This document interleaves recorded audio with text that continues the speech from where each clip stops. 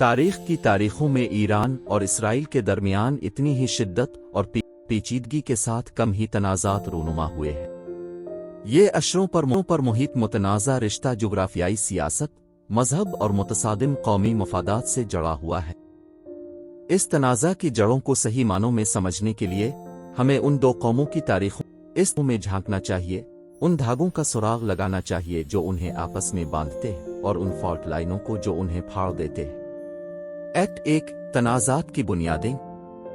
हमारी कहानी सदियों पहले फारिस की कदीम तहजीबों के दरमियान जदीद दौर के ईरान से शुरू होती है। अपनी शान व शौकत और सकाफती फरावानी के लिए जाना जाता है। फारिस कदीम दुनिया में ताकत और असर व रसूख की रोशनी के तौर पर खड़ा था।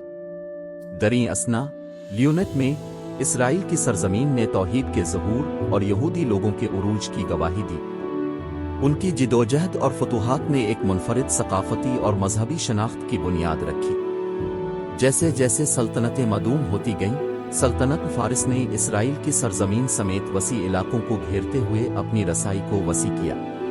यहाँ फतह और इंज़माम के दरमियान मुस्तक़बिल के तनाज़ात के बीज बोए गए। सदियों के दौरान फारसी और इसराइली फौजों के दरमियान झड़पों ने तारीख की तारीखों को वक्फ कर दिया, जो इलाकाई अज़ाइम, मजहबी इख्तिलाफात और गलबा की जस्तजू से कार फरमा। 20वीं सदी में तेजी से आगे और ईरान और इसराइल के मनाजिर बदल चुके थे। इस्तेमार और आलमी जंगों की राख से निकलकर ये कौमें कौमी तामीर और शनाख्त के चैलेंजों से नबर्द आजमा हुई। एक्ट 2 जदीद जिदोजहद। ईरान में 1979 में मुल्क में तब्दीली की हवाएं चलीं, क्योंकि ईरानी इनकलाब ने बादशाहत का तख्ता उलट दिया और इस्लामी तर्ज हुक्मरानी के दौर का आगाज किया। आयतुल्लाह खुमैनी की क़यादत में नई हुकूमत ने इसराइल मुखालिफ बयानबाजी की हिमायत की, खुद को फ़लस्तीनी काज के साथ हम आहंग किया।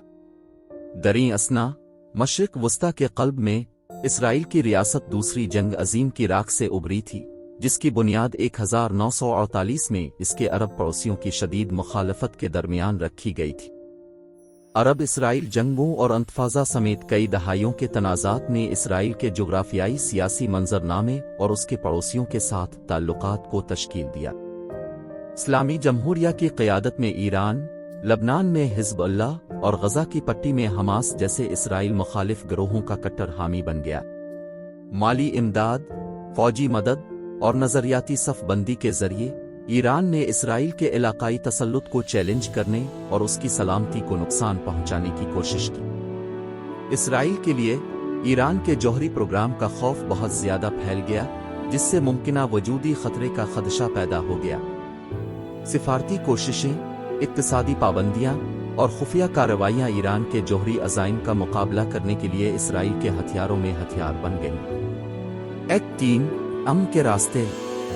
गहरी दुश्मनी और कई दहाइयों के तनाज़ात के बावजूद अमन की उम्मीद की किरण कभी कभार उभरी है। सिफारती इक़दामात, अमन मुआहदे और बैक चैनल मुज़ाकरात ने महदूद कामयाबी के बावजूद ईरान और इसराइल के दरमियान तक़सीम को ख़त्म करने की कोशिश की है। ईरानियों और इसराइलियों के दरमियान इफ़हाम व तफ़हीम और बातचीत को फ़रोग़ देने में सिविल सोसाइटी की तहरीकों, निचली सतह पर इक़दामात और अवाम से अवाम के तबादले ने भी किरदार अदा किया है। ये कोशिशें अगरचे अक्सर सियासत और इक़्तिदार की कशमकश के ज़ेर साया रहती हैं, लेकिन मुश्तरका इंसानियत की अक्कासी करती हैं जो सरहदों और नज़रियात से बालातर।